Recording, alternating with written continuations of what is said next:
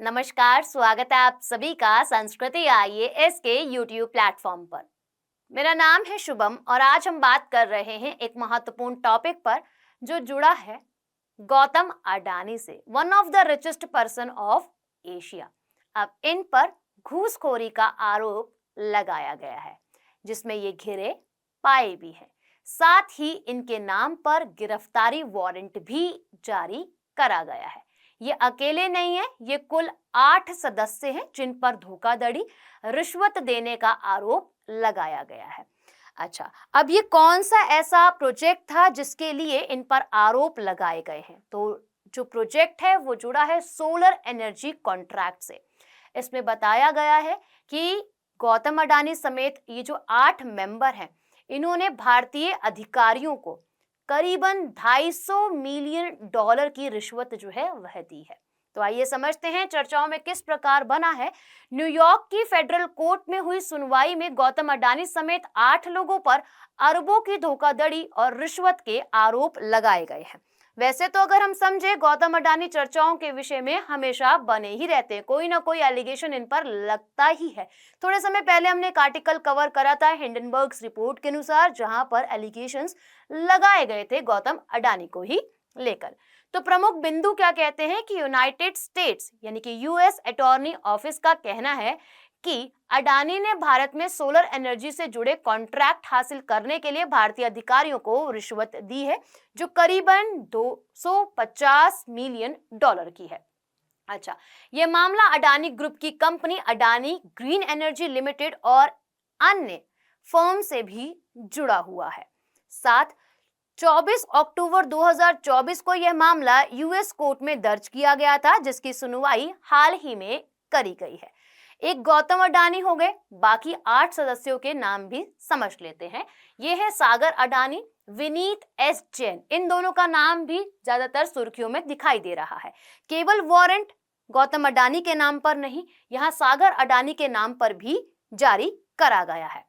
अच्छा, गौतम अडानी के साथ सागर अडानी, विनीत एस जैन, रंजीत गुप्ता, साइरल केबेनेस, सौरभ अग्रवाल, दीपक मल्होत्रा और रुपेश अग्रवाल का नाम इसके अंदर शामिल है।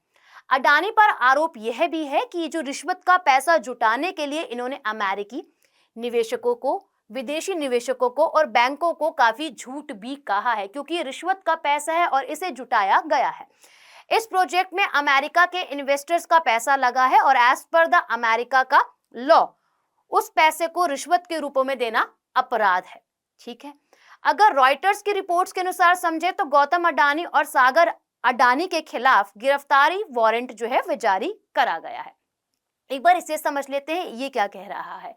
गौतम अडानी, सागर अडानी और विनीत एस जैन की बात करें तो जैसे कि ये प्रोजेक्ट है, यहाँ पर ये वर्ड इस्तेमाल किया गया है स्कीम। तो इस स्कीम को आगे बढ़ावा देने के लिए गौतम अडानी ने मुलाकात करी थी भारतीय सरकारी अधिकारियों से और उसके बाद सागर अडानी और विनीत एस जैन ने बहुत सी मीटिंग्स को अरेंज करा। उसके बाद इन पर आरोप लगाया गया है कि इन्होंने जो भी मीटिंग्स हुई हैं, जो भी कॉल है, जो भी मैसेज है, जो भी एनालिसिस है, सबको साफ कर दिया है, रिमूव कर दिया है, मिटा दिया है इनके सबूतों को। अब अडानी ग्रीन एनर्जी के कॉन्ट्रैक्ट के तहत फंड देने के लिए अमेरिकी इन्वेस्टर्स और अंतरराष्ट्रीय जो ऋणदाता हैं, उन्होंने करीबन $3 बिलियन रकम जो है वह जुटाई थी। अब यहां समझ लेते हैं अडानी पर अमेरिकी अटॉर्नी ऑफिस के आरोप क्या क्या है। तो अडानी समेत सभी आरोपी भारत सरकार के सोलर एनर्जी कॉन्ट्रैक्ट हासिल करने के लिए भारतीय अधिकारियों को $250 मिलियन, जो अगर हम इंडियन करेंसी में कन्वर्ट करें तो 2110 करोड़ रुपए की रिश्वत देने के लिए तैयार हुए थे। अब अडानी ग्रीन एनर्जी के बारे में थोड़ा सा समझ लेते हैं, ये क्या है। तो इसके पास 20 गीगावाट से ज्यादा का क्लीन एनर्जी पोर्टफोलियो है, जिसमें देश के दक्षिण राज्य यानी कि तमिलनाडु में दुनिया के सबसे बड़े सौर ऊर्जा संयंत्र में भी एक शामिल है। यानी कि जो सबसे बड़ा सोलर एनर्जी प्रोजेक्ट है भारत के अंदर ही, दक्षिण भारत में, जिसे हम तमिलनाडु में समझ रहे हैं, इसके अंदर ये भी इंक्लूड है।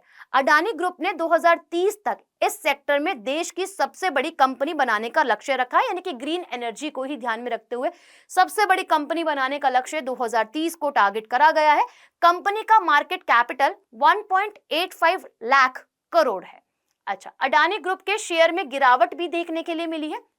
तो जितने भी शेयर हैं, अप्रॉक्स 10 शेयर्स है, सब में गिरावट देखने के लिए यहाँ पर मिल रही है और इनके साथ कारोबार चल रहा है। अडानी एंटरप्राइजेस को समझे तो सबसे ज्यादा 21.73% की गिरावट देखने के लिए मिली है और वहीं अगर समझे अडानी ग्रीन एनर्जी के शेयर्स को तो 18.02% का गिरावट जो है वो देखने के लिए मिली है। अब अडानी ग्रुप्स के सफर को समझ लेते हैं, इन्होंने कहां से स्टार्ट करा और कहां तक ये है पहुंचे। तो अगर बात की जाए 1994 की, 1994 में 150 रुपए शेयर के तहत बीएसआई और एनएसआई की सूचीबद्ध जो है वह किया गया था और ये चलते चलते 2020 तक पहुंचा, जहां पर एयरपोर्ट बिजनेस में एंट्री जो है वो अडानी समूह ने कर ली है। अब 1995 को समझा जाए तो सिंगापुर में विल्मर के साथ जॉइंट वेंचर पर हस्ताक्षर जो है वो करे गए थे। अगले ही वर्ष 1996 में बीजेपी के पूर्णकालीन कार्यकर्ता बन चुके थे। इसके बाद 2010 में करीबन 5 साल बाद अगर समझे तो सिटी गैस डिस्ट्रीब्यूशन का बिजनेस शुरू इन्होंने करा। 2010 करीबन 9 वर्ष बाद ऑस्ट्रेलिया की कारमाइकल खदान का अधिग्रहण किया गया।